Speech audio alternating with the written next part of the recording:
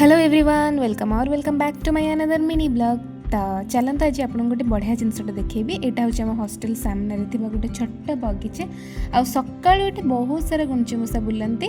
मत एक्चुअली गुंचीमूषा मैंने बहुत ही भल लगती से जो खेलु था ना से देखापी बहुत ही भल लगे। मुझे वीडियो बनई देती।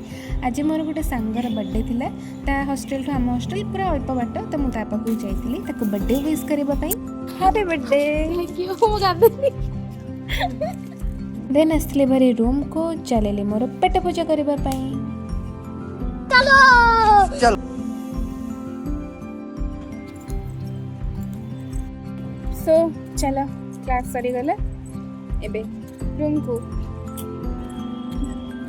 5 पीस चिकेन आउ किछि झोल पाई देखम तो केते परिश्रम करिया पई पड़ुछि।